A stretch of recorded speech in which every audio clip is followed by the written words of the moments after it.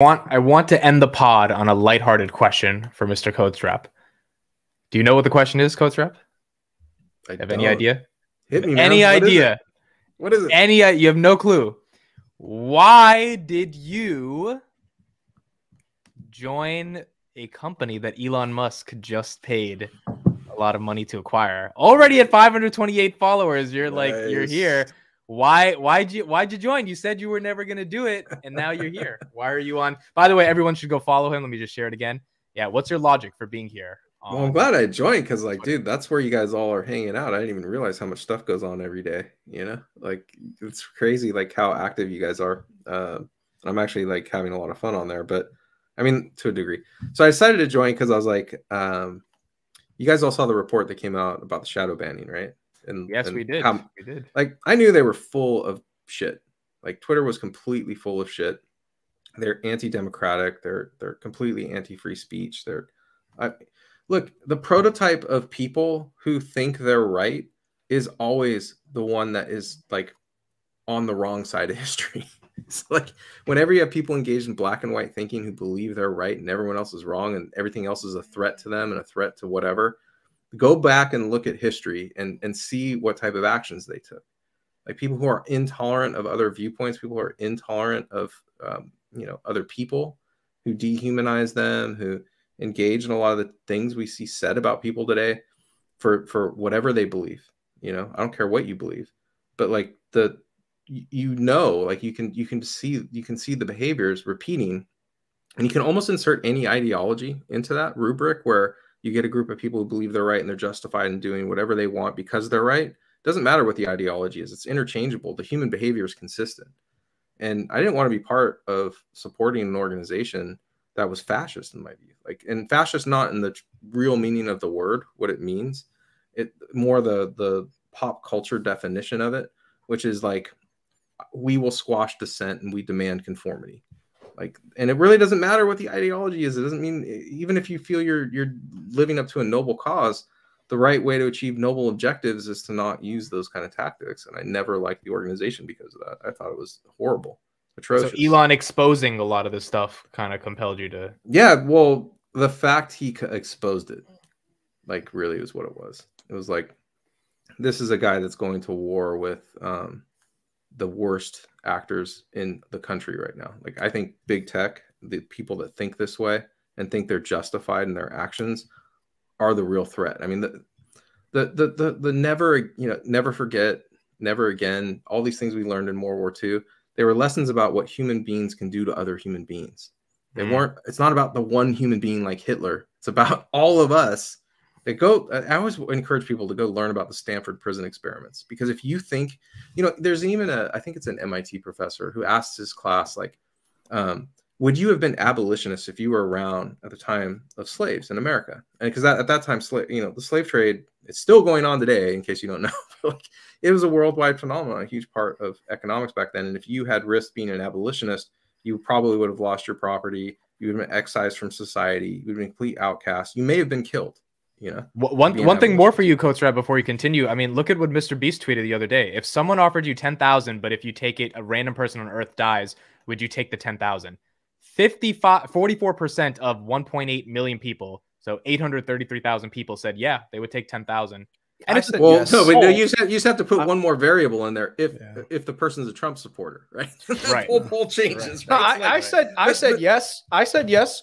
Ask me why. Ask me why. But Chris, I feel like you said yes as a troll. What I'm trying to get at, guys, what I'm trying to get at is that, like, even with abolitionists, people who believe they would have been on, quote, the right side of history, they don't realize that the number one thing that drives people is conformity. And that's why it's so dangerous to allow ideologies that demand conformity to foster, because they will snowball and they will turn into things you can't control. And that's what happened at Twitter. Jack Dorsey, I always wonder why he looks so depressed. Like, because if I had created that, he wasn't. Like, I'd be depressed too. No, but it's the weirdest thing, because this guy's the decentralized Bitcoin king, and he's over here enforced. Like, it's the weirdest combination. Yeah, he got out of there. He got out of there as fast as he could, I think, at the end of the day. But that's the thing about human beings that you always have to remember, is that every monster in history believed they're right, and every human being on Earth wants to be part of the group, and they will do immoral shit to do it. And you have to maintain, like the great thing about Western philosophy and Western civilization is that supposedly we're dedicated to the idea that it's about the individual. It's about upholding the rights of the individual. And that no matter how many votes you have, no matter how much consensus there is, you're not supposed to be able to infringe on those inalienable rights, no matter what, right? No matter how your feelings are, no matter how much hate speech, which isn't a thing, by the way, is out there. Hate speech is not a thing. It's an invented fucking term.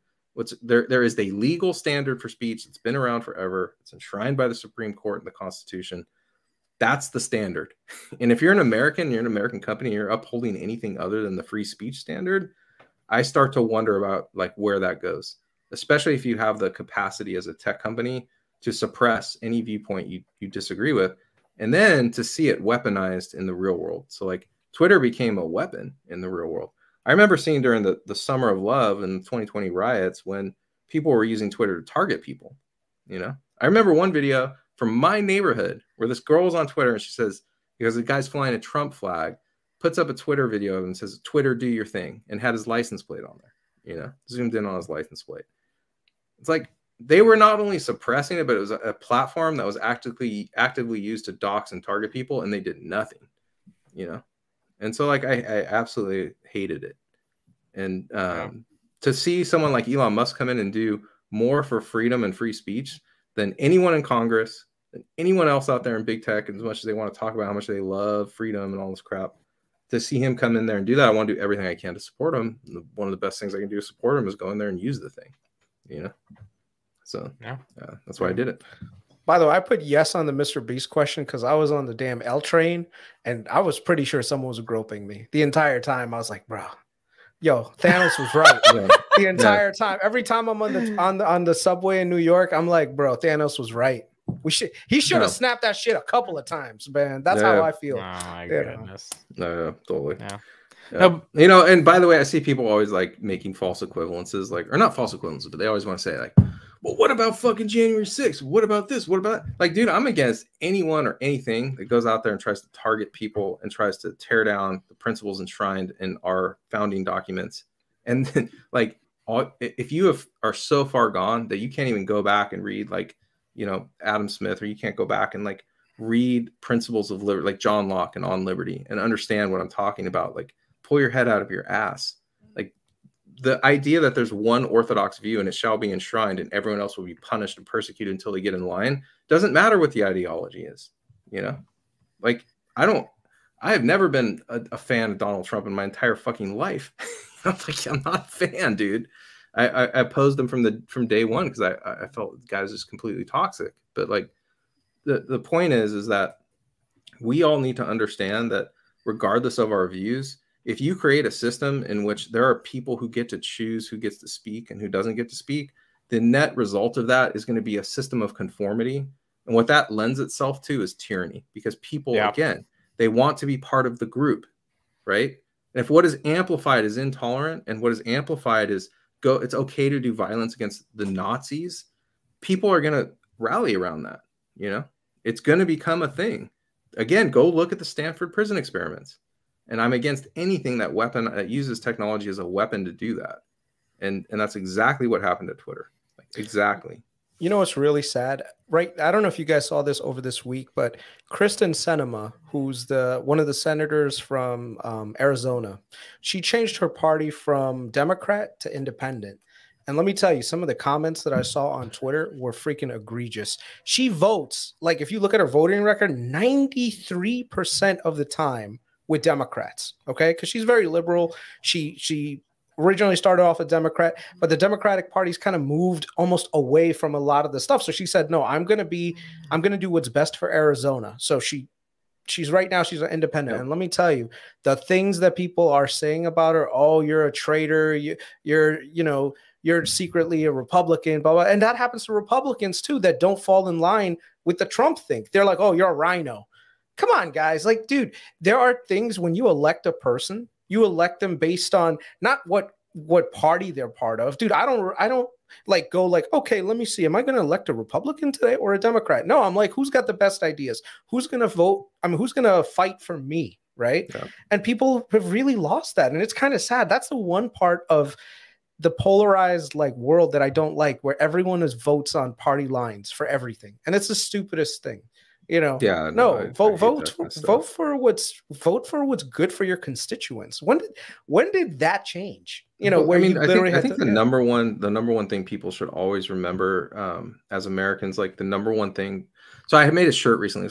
It says, "I'm not an intellectual. I'm an American." Yeah, and people don't know what that means, but it means that as an American, I feel entitled to speak on just about anything, because I grew up in a country where basically you're allowed to have an opinion, and it doesn't matter how educated you are, whatever. It's your right. It's your inalienable right to say whatever's on your damn mind, right? Born free American, right? Like that idea is like, I'm not going to kowtow or be crushed into a system of conformity that says, unless you have this credential, you can't speak. Right. And like, it's both a joke and it's funny because we often say stupid shit, but it's also cool because it's like, I wish more of the world had that mentality, you know? And so more people would speak up and who are afraid to on things maybe where they're not an expert, but actually have a moral informed opinion in which they don't voice it. And as a result of more people speaking up, less people are conforming, because you have to try to develop your own opinion. Even if your opinion sucks, you give it a chance. Exactly. Your default isn't the conformity, you know. Your default is there's more chance of a counterculture. There's more chance that people will not conform. And you need a certain amount of that to maintain a healthy society, you know. So and so like that's the thing that I love. And like people are so afraid of speech. Like, look, dude, I'm probably older than half the people that you interact with on a daily basis, but I grew up in a country where there was plenty of shitty speech out there before the internet. Okay. We had this thing called the National Enquirer. It was on every fucking grocery store chain, you know, like funniest shit ever. There was all kinds of misinformation. Misinformation isn't a thing. Okay. If you have an educated population, which the West is supposed to have, it doesn't matter how much bad information is out there. People are smart enough to find the truth. And I used to tell people, like, if you're getting your fucking news from Twitter, you're a moron. Like, why are you doing that? Okay. Like you need to go out and check reputable news sources just to verify that an event is actually real. Like if you're getting your news from information, you're dumb. And as a net result of that, the press has become dumb. You know, so like the fact that the distribution channels shifted over to Twitter, I think has a large part to do with the decline in the medias, because they have dumbed themselves down to the distribution channel and the audience. Now it's become a constant feed. And that's why they're so shitty, why there's no real reporting, why there's no actual due diligence and research. And they're just talking about each other's tweets and stories all day. So there's the only way to like kind of feed that perpetual news cycle, I think. But misinformation, like just so people know, like we should tolerate misinformation. Yes, motherfucker. That's what a free society is built upon, because anything other than that, you need a system and an institution to select what information gets picked and what doesn't. And unless you let the market decide freely, then that's going to turn into a tyrannical tyranny. And you saw it happen at Twitter, and you saw the government try and jump on it when they created their misinformation, their Ministry of Truth. And it's like, dude, it doesn't matter who's in charge of that. It could be a Republican, it could be a Democrat. It will be misused, and it will mostly be misused because people will want to conform to it, which will create this like feedback loop and deploy it against their ideology. Well, it doesn't even matter who's in control. Eventually someone gets in control of it and no one else ever does, you know? But like the problem is it's a feedback loop for other people, and will become self-sustaining at a certain point. You don't. You know, it's weird. Yeah. I've started to see this, and I wrote a pretty lengthy Twitter thread about it, where I see something similar happening with YouTube, like finance YouTube in general, where instead of picking companies that are boring, dull, but actually are making money, people are going after the most sensational companies without doing any analytical thing. And it's like the next 10-bagger, you know, or the fucking thumbnails. I hate people who do the thumb. Not Amit, okay. Amit gets a pass. I mean, shit. People went fucking bankrupt in the 1900s too, man. It does. You don't need Twitter to go be a fucking jackass and go bankrupt. You know, like, sorry, but like that's just the truth. And what's funny is like you get something like FTX where it's like completely sanctioned and quote legit, and it's total bullshit. So like, tell me, like consensus does not equal truth. Number one, it doesn't matter if everyone agrees. It can still be a pile of dog shit like FTX. And it's up to every individual to make decisions for themselves. And when did we get away from the idea that you're not responsible for yourself? Like, you're absolutely responsible for yourself. And so this idea we have to be afraid of information or Twitter or anything else is ridiculous, as long as we have a good education system, we have a good support system in our lives. People are there to help you and like realize when you're off the rails, then society will be healthy. If we focus all our energy into fixing Twitter and dealing with misinformation and not those other things like education and family and support networks and community, then we're Coach really Trump, is there any argument that the algorithm, because a tweet could reach 1 billion people or something theoretically, hyperchart? Let's say you literally tweet out 2 + 2 is 5, right? Which is not true, Yep. and that is shown to millions of people that are impressionable because of whatever reason. Is there any argument for algorithms and the scale of technology today create the obligation? No, not if they're run fairly, because there would be dissent. So if you have actual an open platform where people can dissent and that dissent is not suppressed, then no, because truth will win out. And whatever damage is done by people being idiots, like, look, we burnt half the fucking country down in 2020, you know, and like that did more damage than any fucking bad misinformation on COVID that ever went out, you know, more like seriously, like I'm not worried about what people do in response to bad information. I'm more worried about what mobs do and what people do in response to needing to conform to an order that throws truth out and replaces it with consensus. Could something happen theoretically where, like, you know, you cause a riot or you cause panic because someone says something that's not true? Sure. And that's been the case for a really long time. And granted, maybe you're not reaching 1 billion people. I don't know many people on Twitter that reach 1 billion people. 350 million people. But yeah, but very few actually have that much of a following. Yeah. I mean, like, how many people would have, but they would be liable for the damage they do under current US law, you know? Right. So, like, again, that gets back to the free speech standard. The free speech standard has limitations. It's not an open fucking, you can say whatever you want. There's slander laws. There's liability laws. There's all kinds of criminal laws that go along with speech. So, like, you could wind up in prison for that. Yeah. I don't think Twitter has to reinvent what free speech means. We have had a long debate about this in this country over multiple generations with really smart, really informed people who have come up with a standard that we have. I don't want Silicon Valley replacing that because, one, they're fucking stupid, and two, like, they're not stupid. They're just intolerant assholes. And two, they don't have the authority. We didn't elect them to decide that for us. So at some level, Section 230 has to be reformed then, because if Twitter's a private company, I think the All In Pod did a great job today breaking down the reforms that should take place. Like, go watch it. They had great insights into the reforms that need to take place in light of what technology can do and in light of what we know how these systems are being used to suppress speech. So that, yeah, it needs to be reformed. I don't think it's just Section 230, though. I think it's really about expanding the definition of open carrier laws as to why we would regulate these companies this way.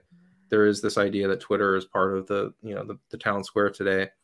But more importantly, I think it's about the laws we adopt for companies of a certain size that have like a certain reach. So it's like when do open carrier laws apply to a tech company? And I think the size of the company kind of it has to be considered, because I don't think you could make those same decisions for a startup.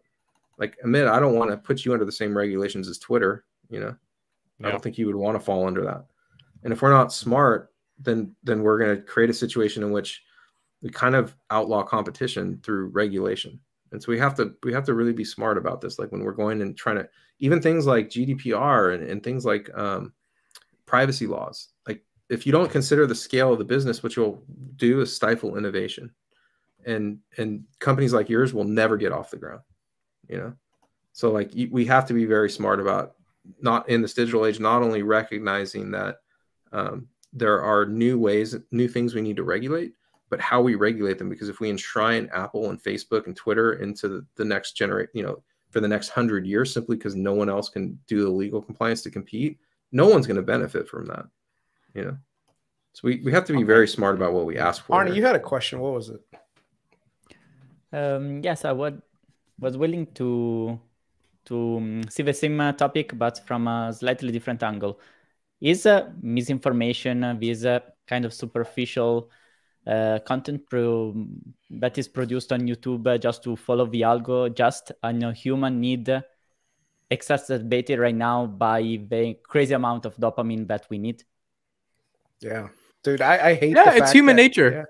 Yeah, but you're not gonna fight that. It's kind of toxic though now, right? Because I mean, like, sometimes I look at TikTok just for fun, and I realize that the biggest channels and the biggest views are the people who eat. Well, some actually are really good. Like Mr. Beast is really good, but then there are some people that just need this constant crave for attention, that they're doing things that are crazier and crazier. And it's literally every time that, you know, their stuff gets boring, they do something something that'll one up that. And literally it's getting to the point where it's like, where's society going with this? Like, are we just a bunch of attention whores? You know, I think we are. I mean, but I think that's been like I think you gotta go. No, go ahead, man. I was gonna say I was looking a little bit at the Harry and Meghan documentary on Netflix this weekend, and they were talking a little bit about the British media. And you know, I'm not from Great Britain, so I didn't even know how obsessed the media is with the royal family and how much they just like constantly cover them. But they get a lot of money for covering the royal family. I mean, at the end of the day, YouTubers get a lot. I mean, TMZ, they're the Kardashians, dude. They're the Kardashians of the UK. Yeah, but and why do the Kardashians get covered? Because we as humans are interested in it. So it's like the argument you're making about attention whores and dopamine. It's like, as Coatrap was saying, it's this collective conformity problem, which Kim Kardashian is interested. Why does she have 300 million followers? Why does she have a cult? It's like, because we want to conform to be part of her tribe for whatever reason that we think is exciting. And as a result, if she says to go do something like buy her product, we'll do it. And that exacerbates the attention media that we're in. And I don't think that's changing, especially in the age of technology. I think the only thing that makes it better too. Yeah. The only thing that makes it better is a free. Yes. Yes. What you're talking about, that conformity thing, that's been studied a lot in social sciences. Jonathan Haidt's done a lot of research on it. If you haven't read The Righteous Mind, that's a great book to go read. It's why it's The Righteous Mind, why good people can disagree on politics and religion. And it dives into a lot of this. And he talks a lot about how the human mind is both individualistic and hivish. And to a lot of degrees, there are two grand narratives, which we all kind of gravitate to. One is more collectivist narrative about fairness. The other is a more individual narrative about tyranny. Yes. And people on some degree are hardwired to kind of gravitate to those grand narratives, but it's deeply ingrained in our DNA to want to be part of things and at the same time be individuals. And there's when you talk about this driving need for conformity, why I'm so scared of it is because, yes, you're absolutely right. People want to be part of that tribe, and you can observe it in young children. You can see it, in the way they play games. And then that manifests up into adulthood, into things like following Kim Kardashian, but also being like, the wave of intolerance that gets out of control, where you get like something like the French Revolution. And you need people, go back and read history. It's never a good thing when you get these kind of snowball effects that get out of control. It will lead to violence eventually. Like, there's literally never been a time when that hasn't led to violence. And that's why I'm so scared of it.